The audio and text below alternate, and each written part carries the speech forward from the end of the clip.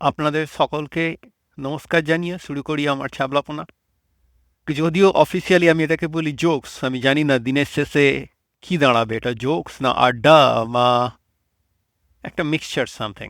Let's just call it something useless to keep us in light mood. যাই হোক, যারা আমাকে চেনেন না বা পার্ট ওয়ান বা পার্ট টুটা দেখেন এখনো দেখেন বা দেখতে পারেননি অখাদ্য বলে, তাদের জন্য বলি আমার অফিসিয়ালি আমার বলা উচিত ইন্ট্রোডাকশন, আমি হলাম PBFC, abbreviation for PhD Bengali top comedian. আমার একটি পোশাকি পিতৃদত্ত নাম আছে, উমাপ্রসাদ মল্লিক। আমি 2002 থেকে আমেরিকায় প্রবাসী, বা দিন এসেছে বাঙালি। আর life goal some extent be useful, সেটা কারেন্ট লাইফ গোল। 48 বছর বয়সে এসে কারেন্ট লাইফ গোল হলো যে বাঙালিদের হাসানো। এখন আমি তো নাচতে পারবো না, গাইতে হয়তো পারবো। আর বাঙালিদের তো আমাদের তো অভ্যেসই আছে, মানে we should do something which we are not suppose to do. যেগুলো আমাদের করা উচিত না বা করতে পারবো না, সেগুলোই আমাদের করা দরকার। That's my motivation to some extent. এখন ডোনাল্ড ট্রাম্প যদি স্টেজে অতজন লোকের সামনে নাচতে পারে, আমি দু চারটে পুরোনো জোকস বলে একজনকেও অ্যাটলিস্ট হাসাতে পারবো না? যাই হোক, আমার একটা কাল্পনিক ক্যারেক্টার ছোটোবেলা যখন ভাবতাম যে আমি স্ট্যান্ড আপ কমেডিয়ান হব, উত্তম দাসের মতো লোক হাসাবো, সারা সারা বাংলা ঘুরে বাংলায় জোকস বলে, তখন একটা কাল্পনিক ক্যারেক্টার ছিল যেটাকে রিভাইভ করার চেষ্টা করি, ভজাদা। ভজাদা ইউনিভার্সাল। একটা থাকে না, চায়ের দোকানে গিয়ে আপনি গিয়ে একজনকে পাবেন অসম্ভব কালচার, প্রচুর ঠপ মারেন, আবার অনেক কিছু জানে না, ফলে খুব বলা মুশকিল যে কখন ঠিক বলছে আর কখন ভুল বলছে। But it's a interesting character, they make your life colourful. ভীষণ ভীষণ রকমের রং বেরঙের পার্সন। ভজাদা হচ্ছে সেই রকম।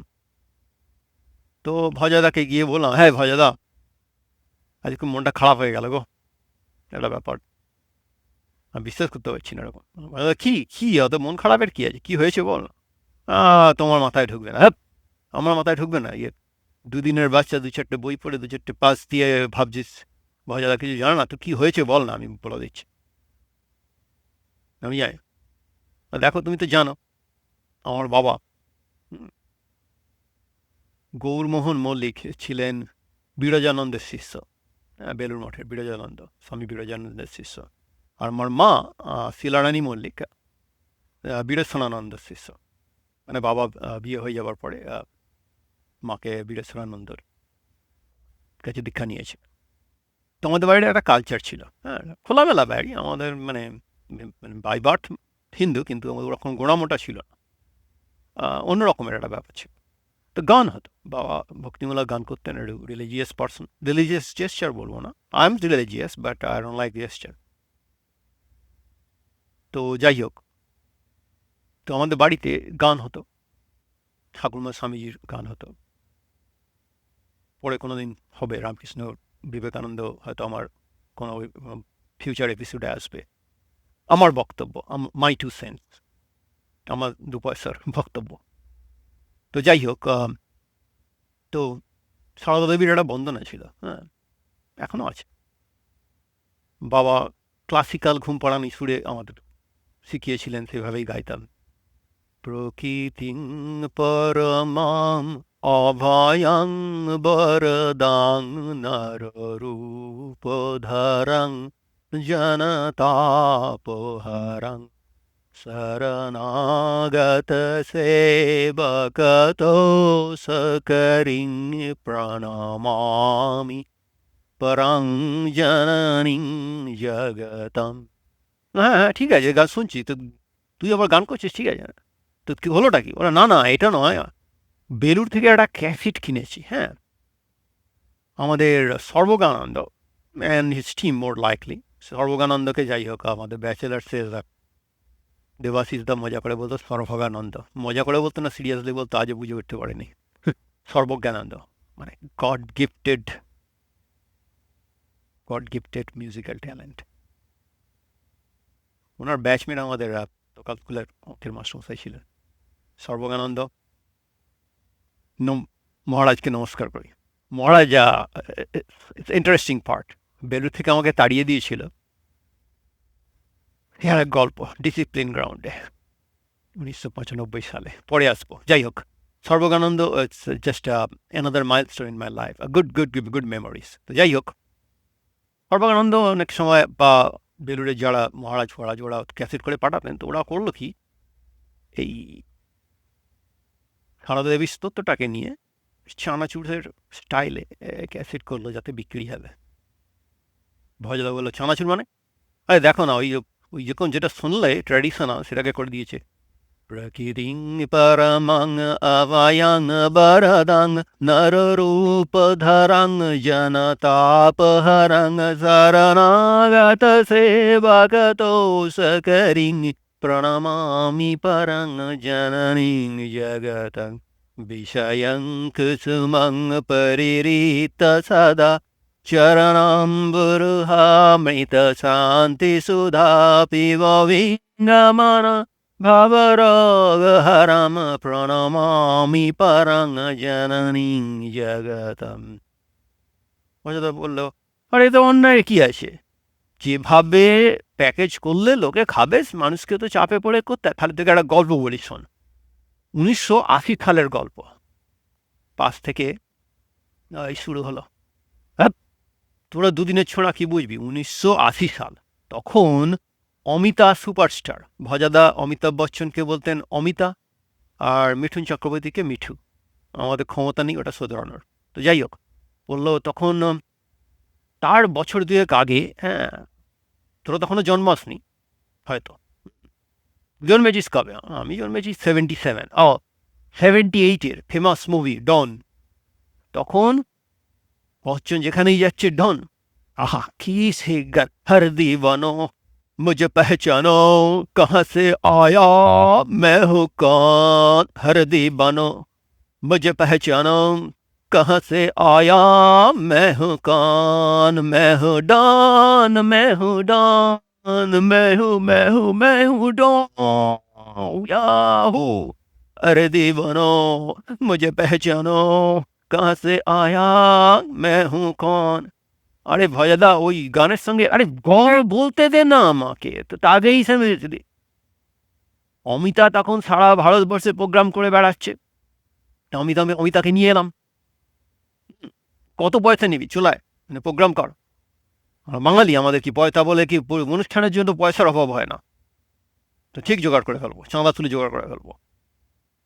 তো অমিতাকে নিয়ে এলাম, কিন্তু অনুষ্ঠানের দিন হয়ে গেল সর্বনাশ। মানে সর্বনাশের কি আছে, আরে অনুষ্ঠানটা তো আর বাগানে হচ্ছে না, অনুষ্ঠানটা তো হচ্ছে নবদ্বীপে। আর তখন অমিতা তো গাইবে, হ্যাঁ, কিন্তু নবদ্বীপে তো আর ওই সব গান চলে না। হ্যাঁ, নবদ্বীপে কী করে হবে? তো আমি তাকে বললাম যে অমিতা, একটা সমস্ত তো प्रॉब्लम हो गया, तो डॉन गाना नहीं चलेगा, नवद्वीप है ये। तो অমিতা বলল, ভজাদা টেনশন মত করিয়ে।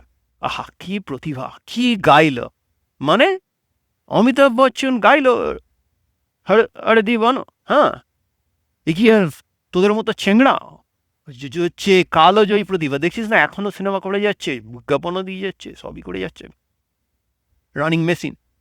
তো অমিতা নবদ্বীপের স্টেজে উঠল, আমরা সবাই ভয়ে ভয়ে আছি।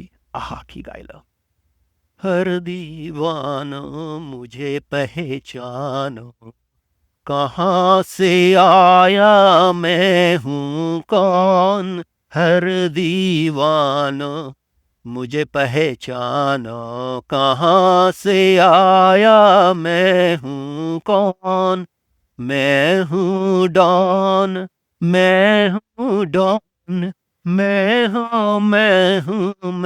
हूँ डॉन, अरे दीवाना मुझे पहचानो कहाँ से आया मैं हूँ कौन।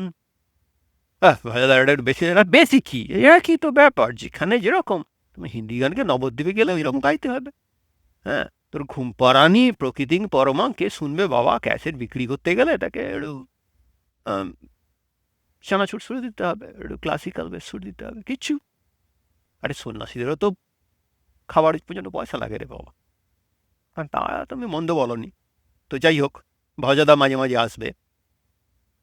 তো আজকে আম, জানি না দিনের শেষে জনগণ কীভাবে নেবে, বাট কৌশিক পাল প্রথম আমার রেকর্ডিংয়ে পার্ট ওয়ানে যে বলেছিলাম কৌশিক পাল, মানে কৌশিকের দৌলতে আমি শুধু পড়াশোনা বা টুকটাক করেছি তা নয়, যাই হোক রিজনেবল। কৌশিকের দৌলতে আর একটা হয়েছিল, কৌশিক হচ্ছে কবিতা শিখতো, তো ও শিখতো তা দেখে আমাকে টুকটাক দেখিয়ে টেখিয়ে দিত আর কি, মানে কৌশিকের সঙ্গে কম্পিটিশানে যাওয়ার একটা সঙ্গী হয়ে গেছিলাম আর কি। আমার কবিতার মাস্টারমশাই নেই, কিন্তু কৌশিক সাহস দিত, বইপত্র দিত, খাতায় লিখে হ্যাঁ কবিতাগুলো মুখস্থ করতাম। তো সেই হিসাবে কবিতা আবৃত্তির সঙ্গে পরিচয়, কিন্তু সেইভাবে ফর্মালি কোনোদিন আবৃত্তি শিখে নিতে পারিনি, কারণ আমার তো কোনো শিক্ষক ছিল না, বা মানে বাবা মায়ের অতটা উদ্যোগও ছিল না আর কি, তখন ছিল না, যে করছে করুক, নিজে করছে করুক ব্যাপার ছিল, তার জন্য কোনো অভিযোগ নেই। তো যাই হোক, আমি সেই অর্থে মানে যারা কবিতা বলতে পারেন ভালো তাদের কাছে ক্ষমা প্রার্থী, কারণ তাদের সময় নষ্ট করব। তো পুরানো তখন কবিতা এদিক ওদিক বলে বেড়াতাম। আর কবিতা বলতে গেলে তো সবার আগে রবীন্দ্রনাথ ঠাকুর তো সবাই কেউ বলেন বিশ্বকবি। গান রবীন্দ্রসঙ্গীত আছে, আর আমি বলি হচ্ছে কোয়েশ্চেন ব্যাংক, কারণ রবীন্দ্রনাথ ঠাকুর তো প্রশ্ন রেখে গেছে, ছোটদের জন্য প্রশ্ন, আবার একটু বড়দের জন্য প্রশ্ন। হ্যাঁ, বিশ্বাস হচ্ছে না? ছোটদের জন্য প্রশ্ন, বিশ্বকবি রবীন্দ্রনাথ ঠাকুরের প্রশ্ন, মাগো আমায় ছুটি দিতে বল, অকাল থেকে পড়েছি যে মেলা, এখন আমি তোমার ঘরে বসে করব শুধু পড়া পড়া খেলা। তুমি বলছো দুপুর এখন সবে, তা নাই যেন সত্যি হলো তাই, একটু নাকি দুপুর বেলা হলে বিকেল হলো মনে করতে নাই। আমি তো বেশ ভাবতে পারি মনে, সূর্যি ডুবে গেছে মাঠের শেষে, বাগদি বুড়ি চুপড়ি ভুড়ে নিয়ে শাক তুলছে পুকুর ধারে এসে, আধার হলো মাদার গাছের তলা, কালি হয়ে এলো দিঘির জল, ঘাটের থেকে সবাই এলো ফিরে, মাঠের থেকে এলো চাষির দল। মনে কর না উঠল সাজের তারা, মনে কর না সন্ধে হলো যেন, রাতের বেলা দুপুর যদি হয়, দুপুরবেলা রাত হবে না কেন? আবার একটু বয়স্কদের জন্য ওই প্রশ্নটাই রবীন্দ্রনাথের কোয়েশ্চেন ব্যাংক, রবীন্দ্রনাথ ঠাকুর প্রশ্নটা একটু বদলে দিয়েছেন। তো বয়স একটু বড়দের জন্য প্রশ্ন, তখন হাই স্কুলে, ভগবান তুমি যুগে যুগে দূত পাঠায়েছ বাড়ে বাড়ে, দয়াহীন সংসারে, তারা বলে গেল ক্ষমা করো সবে, বলে গেল ভালোবাসো, অন্তর হতে বিদ্বেষ বিষ্ণাস, বরণীয় তারা স্মরণীয় তারা, তবুও বাহিরে দাঁড়ে আজি দুর্দিনে ফেরানু তাদের ব্যর্থ নমস্কারে। আমি যে দেখেছি গোপন হিংসা কপট রাত্রি ছায়ে, হেনেছে নিঃসহায়, আমি যে দেখেছি প্রতিকারহীন শক্তের অপরাধে, বিচারের বাণী নীরবে নিভৃতে কাঁদে, আমি যে দেখিনু তরুণ বালক উন্মাদ হয়ে ছুটে, কি যন্ত্রণায় মরেছে পাথরে নিষ্ফল মাথাকুটে। কণ্ঠ আমার রুদ্ধ আজিকে, বাঁশি সঙ্গীত হারা অমাবস্যার কাড়া, লুপ্ত করেছে আমার জীবন দুঃস্বপ্নের তলে, তাই তো তোমায় সুধাই অশ্রু জলে, যাহারা তোমার বিষাইছে বায়ু নিভাইছে তব আলো, তুমি কি তাদের ক্ষমা করিয়াছ, তুমি কি বেসেছ ভালো? যাই হোক, আর রবীন্দ্রনাথ ঠাকুর, বাট আমি তো একটু নজরুলের ভক্ত ছিলাম, তা সাইড কিছু ছিল। এখন একটা প্রাসঙ্গিক কবিতা বলি বরং, মানে কবিতাটা যত দিন যাচ্ছে তত প্রাসঙ্গিক হয়ে যাচ্ছে, specially 2025 August month when Donald Trump is president. উলঙ্গ রাজা বীরেন্দ্রনাথ চক্রবর্তী। সবাই দেখছে যে রাজা উলঙ্গ, তবুও সবাই হাত তালি দিচ্ছে, সবাই চেঁচিয়ে বলছে সাবাস সাবাস। কারো মনে সংস্কার, কারো ভয়, কেউ বা নিজের বুদ্ধি অন্য মানুষের কাছে বন্ধক দিয়েছে, কেউ বা পরান্নভোজী, কৃপাপ্রার্থী, উমেদার, প্রবঞ্চক। কেউ ভাবছে রাজবস্ত্র সত্যি অতীব সূক্ষ্ম, চোখে পড়ছে না যদিও, তবু আছে। অন্তত থাকাটা কিছু অসম্ভব নয়। গল্পটা সবাই জানে, কিন্তু সেই গল্পের ভিতরে শুধুই প্রশস্তি বাক্য উচ্চারক কিছু আপাদমস্তক, ভীতু, ফন্দিবাজ অথবা নির্বোধ তাবকই ছিল না। একটি শিশুও ছিল, সত্যবাদী, সরল, সাহসী একটি শিশু। নেমেছে গল্পের রাজা বাস্তবের প্রকাশ্য রাস্তায়, আবার হাততালি উঠছে মুহুর্মুহু, জমে উঠছে স্তাবক বৃন্দের ভিড়। কিন্তু সেই শিশুটিকে আমি ভিড়ের ভিতরে আজ কোথাও দেখছি না। শিশুটি কোথায় গেল? কেউ কি কোথাও তাকে কোনো পাহাড়ের গোপন গুহায় লুকিয়ে রেখেছে, নাকি সে পাথর, ঘাস, মাটি নিয়ে খেলতে খেলতে ঘুমিয়ে পড়েছে কোনো দূর নির্জন নদীর ধারে, কিংবা কোনো প্রান্তরের গাছের ছায়ায়? যাও, তাকে যেমন করেই হোক ডেকে আনো।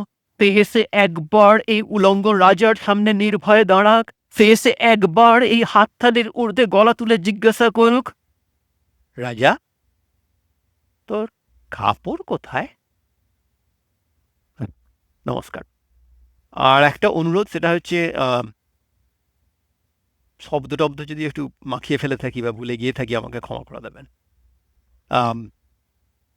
বাকি যারা কবির মধ্যে, তাদের মধ্যে একটা খুব মানে মেমোরেবল কবিতা আমাদের সময়কার হচ্ছে বেকারের চিঠি, মণিভূষণ ভট্টাচার্যের লেখা।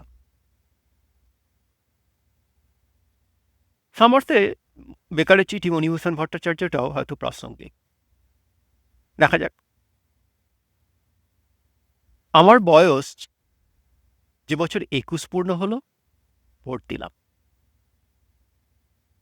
দ্বিতীয়বার যখন চটের পর্দা ঢাকা খোপড়িতে ঢুকে প্রগতিশীল প্রতীক চিহ্নে ছাপ মারছি, তখন আমি 26। 29 বছর বয়সেও বিশ্বের নিঃস্বতম গণতন্ত্র রক্ষার জন্য আমার প্রাণ আকুল হয়ে উঠেছিল। কিন্তু এ বছর ভোটের দিন সারা দুপুর তক্তপোষে শুয়ে বেড়ার ফোঁকর দিয়ে পতাকা ওড়ানো রিক্সার যাতায়াত দেখেছি, কিন্তু ভোট দিতে যাইনি। না, আমি ভোট বয়কট করিনি, ভোট আমাকে বয়কট করেছে। কারণ আমার বয়স 31। 30-এর পর সরকারি চাকরি পাওয়া যায় না। যে সরকার আমাকে চাকরি দেবে না, সেই সরকার গঠনের জন্য গায়ে আমার পুলক লাগে, চোখে ঘনায় ঘোর, এরকম আশা করা যায় না। বিশেষ বিশেষ ক্ষেত্রে অবশ্য বয়স 5 বছর শিথিলযোগ্য, কিন্তু আমার ক্ষেত্রে বিশেষ কারণ বিশেষভাবে অনুপস্থিত। অগত্যা সরকারি চাকরি পাওয়ার একটাই উপায় আছে, সার্টিফিকেট জাল করে বয়স কমিয়ে ফেলা। কিন্তু হে নন্দিত নেতৃবৃন্দ, যদিও আমার চোখের উপর আপনাদের অনির্বচনীয় লীলাময় জীবন খোলা আছে, তবু জালিয়াত হতে পারব না। আমার বাবা সৎ ছিলেন। এই গঞ্জের বাজারে ন্যাড়া ছাতিম তলায় কাঁচা পাকা চুলে পুরু কাছের চশমা চোখে যে বৃদ্ধটি কুঁজো হয়ে মান্ধাতার আমলের টাইপরাইটারে আমার এবং আমার মতো শত শত চাকরিপ্রার্থী এবং ভোটদাতা, অর্থাৎ আপনাদের পরমান্নদাতা যুবকের হাজার হাজার দরখাস্ত টাইপ করে দিতেন, একদিন ভর দুপুরে তার বুকের বাঁ দিকের লড়ঝড়ে টাইপ মেশিনটা বিগড়ে গেল। সেই ফাঁকা জায়গায় আমি কলা নিয়ে বসে পড়লাম। কার্বাইডে পাকানো চালানি মর্তমান কলার রং যদিও বোম্বাই অভিনেত্রীর চটককেও হাড় মানায়, তবু খেতে অতিশয় অখাদ্য। ফলে আমাকে ডাবের সঙ্গে ভাব জমাতে হলো। পা ফাঁক করে দাঁড়িয়ে ধুতি পাঞ্জাবি, শার্ট প্যান্ট যখন সরু নল দিয়ে চোঁ চোঁ করে সুমিষ্ট জল টেনে নিত, তাদের দুপায়ের ফাঁক দিয়ে আমি এই গঞ্জের ছিন্ন বিচ্ছিন্ন মানুষের মর্মান্তিক মহিমাকে স্পর্শ করতাম। ডাবের খোলাটি ছুঁড়ে দেবার সঙ্গে সঙ্গে ভিতরে আঙুল ঢুকিয়ে দেখতাম, অধিকাংশ অমেরুদণ্ডী বুদ্ধিজীবীদের মতোই ভিতরে শ্বাস আছে কিনা। তারপর চূর্ণি, ব্লাউজ, ধূপকাঠি, তরমুজ, চাল, হোসিয়ারি, মাল এবং ধূর্ত নেতা পূর্তমন্ত্রী হওয়ার জন্য যত বড় স্বপ্ন দেখে, ঠিক সেই আয়তনের মিষ্টি কুমড়ো। অর্থাৎ একের পর এক বহুমুখী বাণিজ্য বিস্তারে আমি বিড়লাকেও ছাপিয়ে গেলাম, কিন্তু বেড়ালের ভাগ্যে শিকে ছিল না।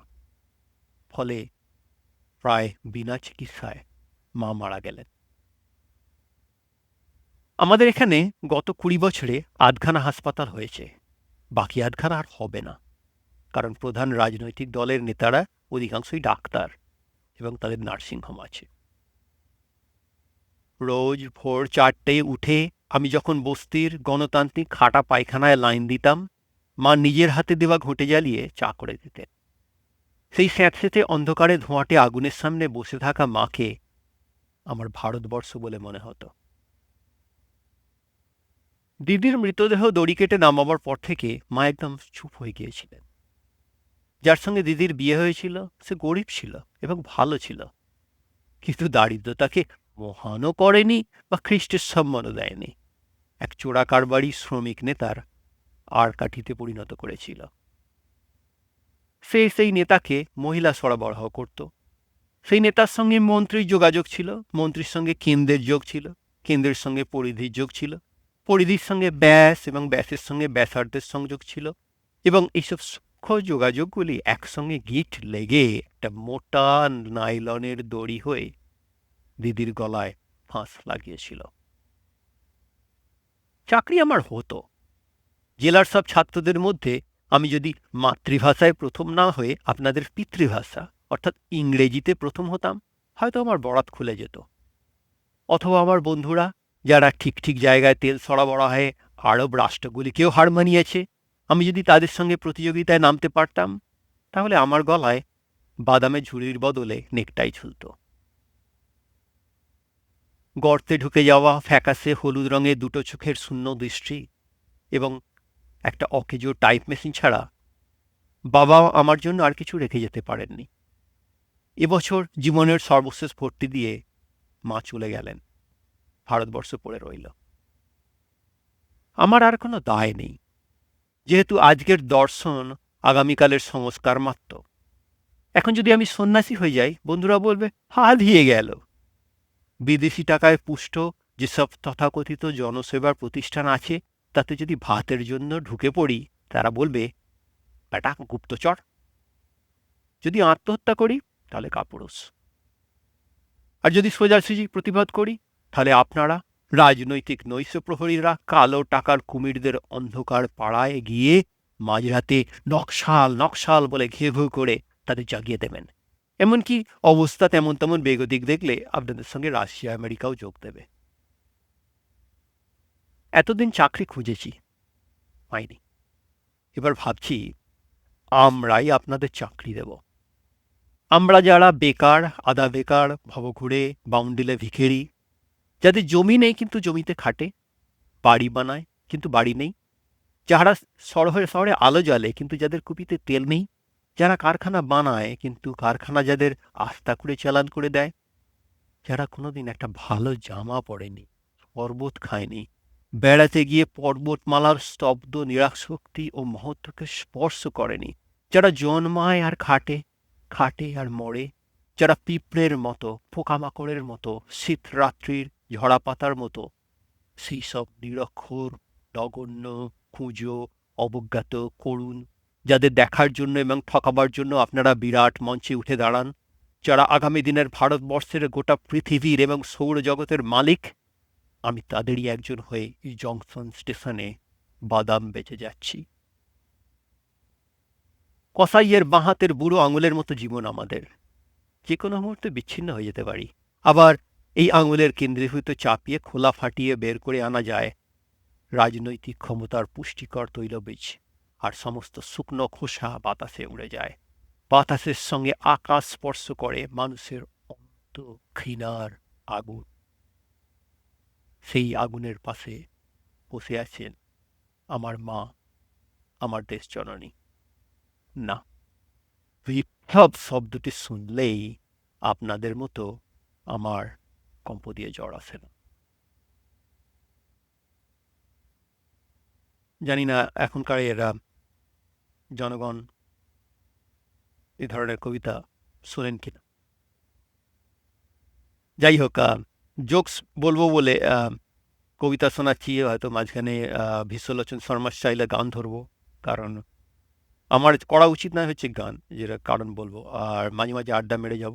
যাদের ভালো লাগবেন তারা পরের পোস্টটা যখন আসবে তখন দেখার চেষ্টা করবেন, সাবস্ক্রাইব করবেন, আমাকে উৎসাহ দেবেন। আর যাদের ভালো লাগবে না তাদের কাছে আমি আন্তরিক ক্ষমা প্রার্থী।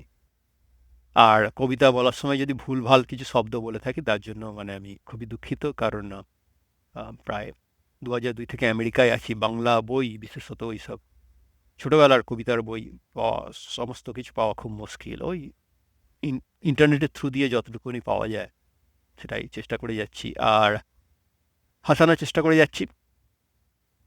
আর একটু ভারী হয়ে গেল আর কি বেকারের চিঠি, আজকের রেকর্ডিংটা একটু ভারী হয়ে গেল। বেকারের চিঠিটা একটু ভারী কবিতা, তবুও সবসময় তো হাসা যায় না, মাঝে মাঝে তো হাসতে হয়। আর সঞ্জীব চট্টোপাধ্যায়ের ভাষায় ছোট লোক না হলে বড় লোক হওয়া যায় না। বা সঞ্জীব চট্টোপাধ্যায় বলতে মনে পড়ে গেল, সঞ্জীব চট্টোপাধ্যায় তো ইউনিক, আমেন জাস্ট কথা হবে না। আমরা তখন বেলুড়ে থাকতাম, উল্টো দিকে ওই কাঠগোলা ঘাট থেকে নৌকা ধরে গেলে, 60 পয়সা দিয়ে নৌকা ধরে গেলে উল্টো দিকে সঞ্জীব চট্টোপাধ্যায়ের বাড়ি, বড়নগর। তো যাই হোক, তো যার চোখে যে যেমন, একটা অদ্ভুত কম্পোজিশন, মানে তার দুটো এখনো মনে আছে। আমি বন্ধুদের বলি আর কি, আমার মতো যারা, মানে এখন তো সব বিয়ের এমনি 10-15 বছর পরে আমি তাদের বলি ভাই বোন হয়ে গেছে। যাই হোক, ভাই বোন হয়ে গেছে অনেক বছর আগেই। বিয়ের ইনফ্যাক্ট 6 মাস থেকে 1 বছর পরেই ভাই বোন গেছে, সহ্য করা। তো সঞ্জীব চট্টোপাধ্যায়ের একটা খুব সুন্দর আছে আর কি, মানে বন্ধুর চোখে বন্ধু পত্নী, বন্ধুর চোখে বন্ধু পত্নী হলো গিয়ে অতুলনীয়, অতুলনীয়। আর বন্ধু পত্নীর চোখে বন্ধু হলো দেখো, দেখো, দেখে শেখো, দেখো দেখো দেখে শেখো, উমাকে দেখো, অমুককে দেখো, দেওয়াকে দেখো, সন্দীপকে দেখো, বিভাসকে দেখো। হ্যাঁ, সেটা হচ্ছে দেখো দেখো দেখে শেখো, আর একটা হচ্ছে অতুলনীয়। তো আমাদের জীবনটাই সেই রকম আর কি, কিছু হাসি থাকবে, কিছু হাঁচি থাকবে, তবে দিনের শেষে বাঙালি তো জ্ঞান দিতে ওস্তাদ, কাজ হয়তো করবো না, জ্ঞান দিতে ওস্তাদ। ফ্রি জ্ঞান দিতে কার না ভালো লাগে, আমার তো দুর্দান্ত লাগে, অসাধারণ লাগে ব্যাস। বাট যাদের ভালো লাগবে, আমাদের বয়সী যারা অলমোস্ট 50 ছুঁইছি, হয়তো তারা সময়টাকে কিছুটা ধরতে পারবেন। হ্যাঁ, 2-4 কলম গান এদিক ওদিক, মানে সেসব গান তো এখন শুনি না, মানে সেই স্টেশনে রেলগাড়িটা ঘুইরা চলে ঘড়ির কাঁটা, প্ল্যাটফর্মে বইসা ভাবি কখন বাজে 12টা, কখন বাজে 12টা, স্টেশনে রেলগাড়িটা ঘুইরা চলে ঘড়ির কাঁটা, প্ল্যাটফর্মে বইসা ভাবি কখন বাজে 12টা, কখন বাজে 12টা, আমার বেজে গেছে 12টা, বেজে গেছে 12টা। যাই হোক,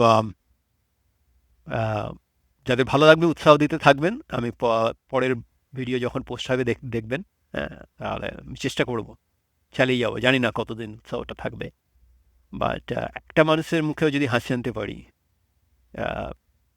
it's a good West of my time, let's put this way.